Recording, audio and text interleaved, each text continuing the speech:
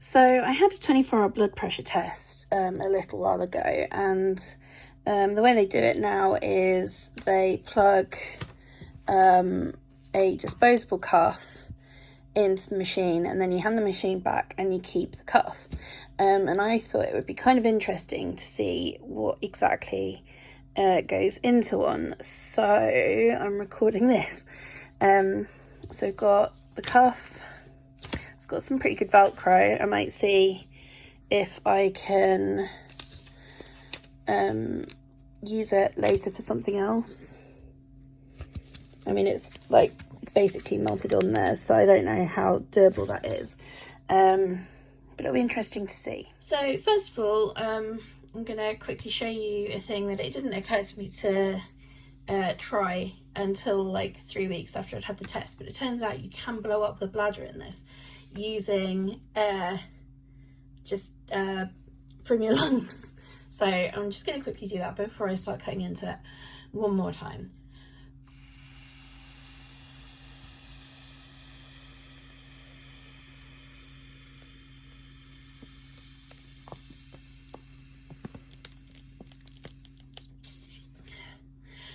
That was all one breath. I'm a little bit impressed with myself. There you go. So if we push all the air out of that now,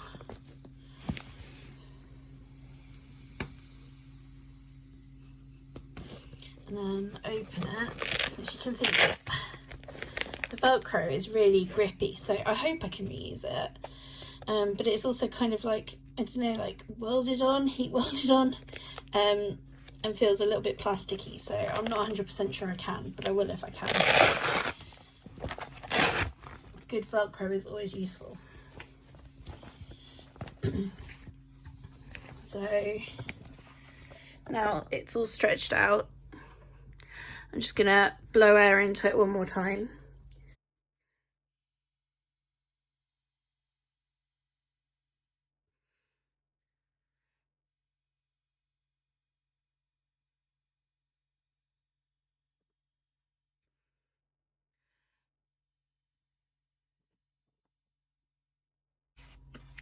So as you can see from that, I didn't just blow it up for fun, although mostly I did it for fun.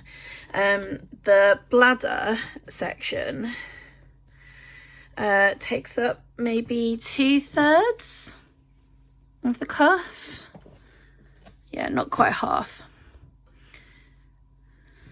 So we know that when I cut into this part, it won't hurt this part yet, but I will be cutting into that because I'm curious.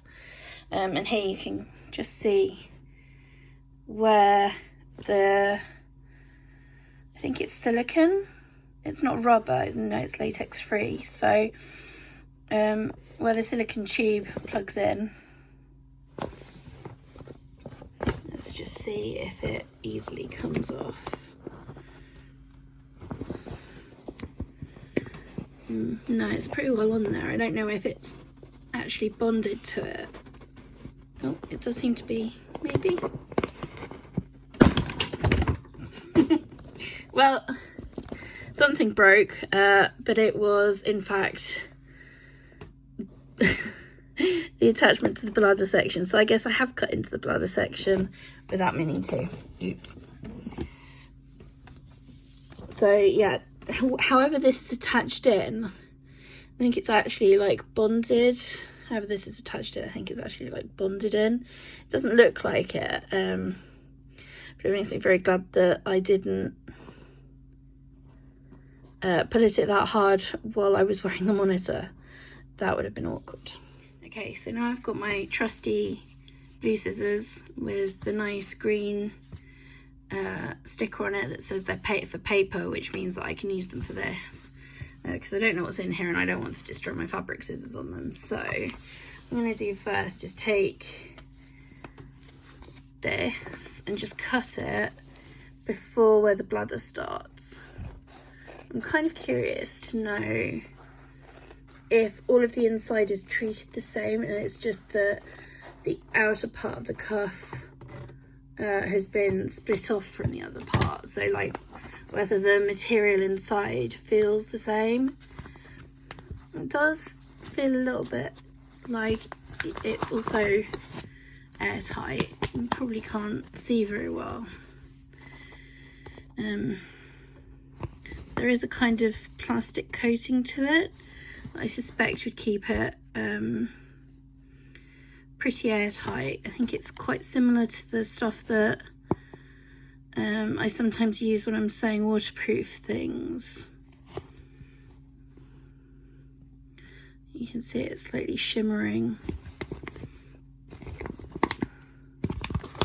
Okay. So the outer's kind of this, not very comfortable to wear for 24 hours, trust me. Like, I don't know, slightly feltish, covering on the outside, and then on the inside it's like some kind of plastic. But I think there is actually, it's like two sections of fabric basically bonded together. Not fabric, but like the slightly shimmery plastic coated section, and this, I think it's actually two sections of material that have been like heat bonded together. That's interesting. And you can see it's completely empty, and that includes the section where the Velcro is. I'm not sure if I can sew this at Velcro when I get it off, but I'm game for a go. All I can do is break a needle. So then we're left with this section here, which is the bit that has been able to inflate. So originally I thought maybe it was just this section, the inflatable section, that could inflate, but I think actually what they did was sealed. It's all the same bit of fabric that they just sealed, and it's not that this bit has been treated any differently. So as you can see, it's from StatCorp Medical in Jacksonville, Florida. I don't know why they brought in this system where you can get rid of the cuff afterwards. I'm wondering if it was an infection control measure as part of the COVID pandemic, or maybe it's just easier to only get part of it back. So then if we take a scissors to the other side,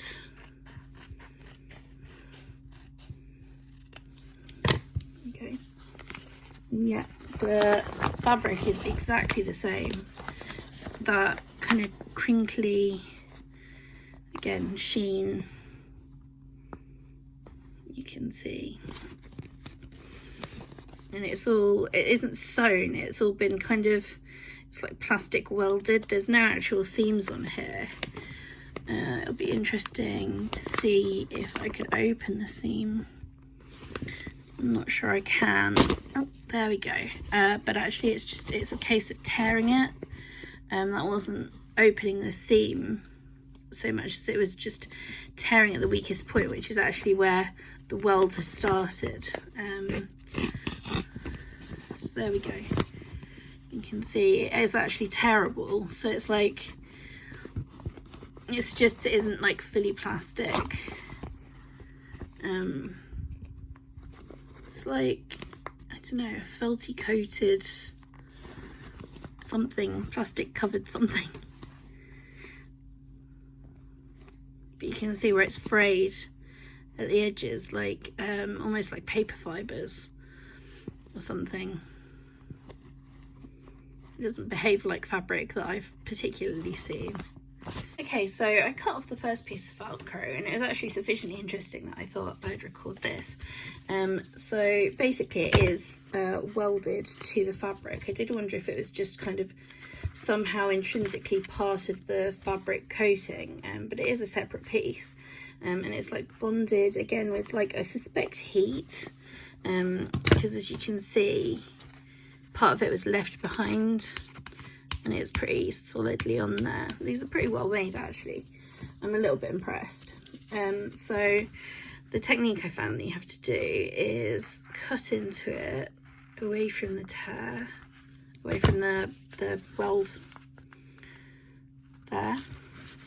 And what you'll see if you've got it in the right place is you've got two pieces. One's the Velcro and one is this regular outside stuff. So then to get it off, you have to do a little bit of surgery, which is basically to cut all the way around it.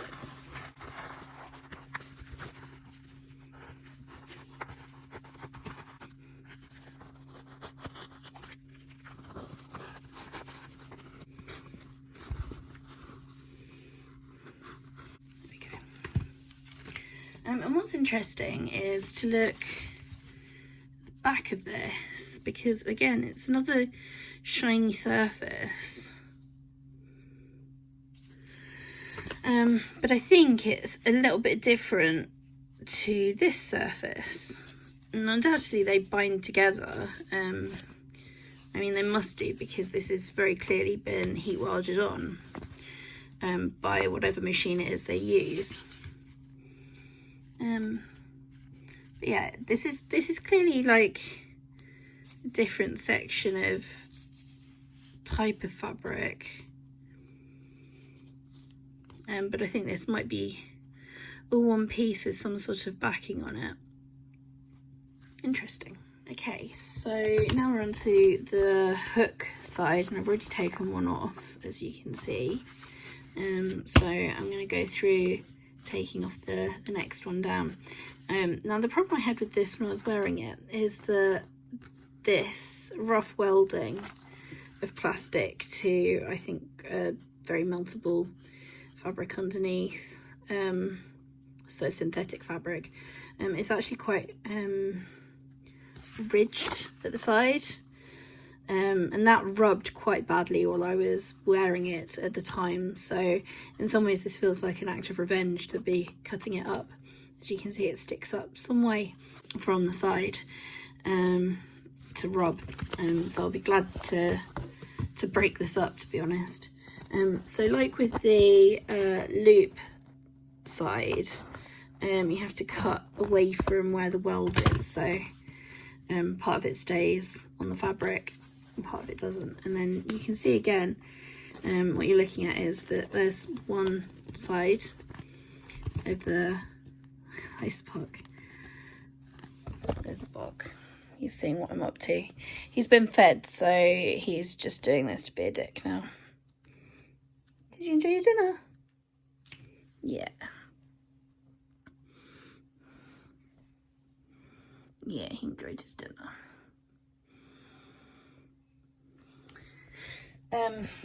Yeah, so what we have here is one side of the fabric that we looked at before, because obviously this creates something of a pocket. We've got the other side, which is that kind of like coated felty fabric, and then there's a third section, this layer here, which is the hook. So again, as with the loop section, you have to slide your scissors inside it if you want to keep it, if you're weird like me.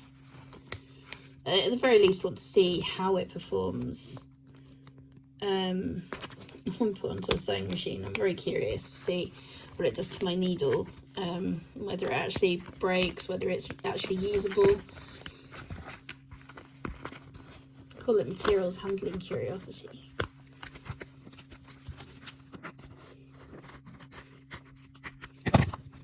There we go. And this is weird. So this actually has the texture, I think, of like duct tape. If you know what the outside of duct tape feels like, it feels a bit like that. Although I'm pretty sure there's nothing natural about this. I think this is like 100% stiff nylon or plastic or something. But as you can see, hopefully in the video, it's got that kind of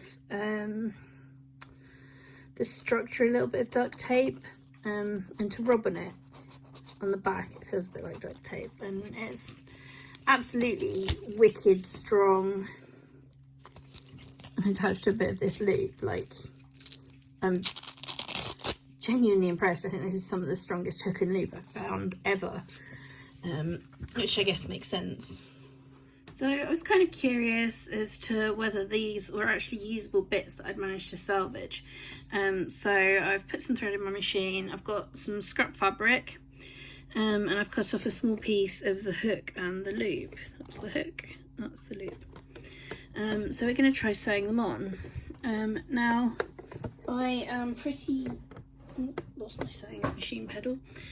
I am pretty certain that the loop is going to sew on pretty well, because it's very flexible. It's got the properties of fabric. There's some fabric in there somewhere. So let's put that on there and see. Okay, so usually I sew this on with a zigzag stitch, so I've just set my machine to zigzag, and then we'll see.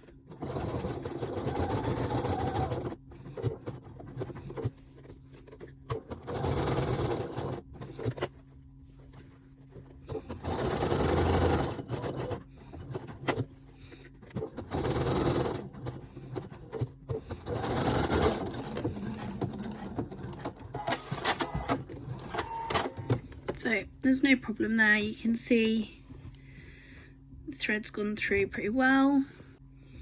The fabric is still pretty movable. There's no snags on the back. My needle didn't break. So the loop side is definitely usable. So now I've got the hook side. This bit I'm not so sure about. But we can but see the needle in this is already a bit dull. Whether that's a fair test or not, I don't know. But it does mean I won't be so upset if the needle breaks. So, okay, interesting. It does go through, so it is soft enough that the needle's gone through. It does seem to be stitching okay. It'd be interesting to see if what I've just done is put a bunch of perforations in it and now it just like tears off really easily.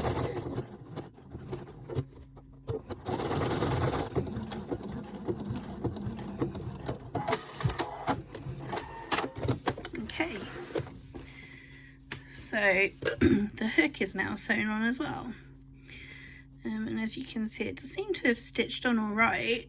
Let's have a look on the back. Yeah, that's just regular zigzag stitching,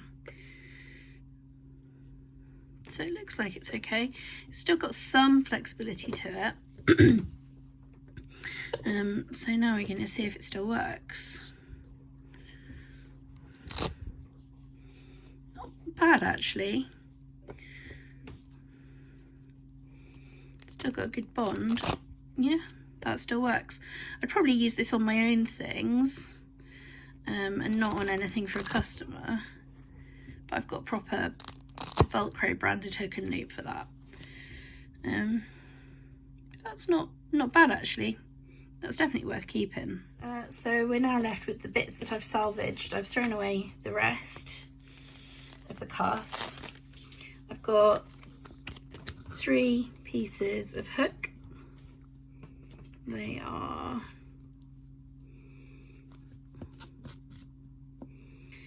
about 10 centimeters long. Yeah, closer to 11. And around about 4 centimeters wide. I've got 3 of those, so it's not too shabby. And I've got 3 pieces of loop. These are much longer because I guess on a blood pressure cuff you want to make sure there's plenty of grippy surface, because it's not exactly a standard size. Everyone has exactly the same arm. So if we fold that up, it's just over 15 centimeters. Folded in half, so you get about 30 centimeters. So I've got 3 of those, so I've got about 90 centimeters of extra loop, which I'm pretty pleased with. And I've got some silicone tubing. I'm not sure what I'm going to do with that, if anything, but we'll see. Thank you for watching. I hope you enjoyed it.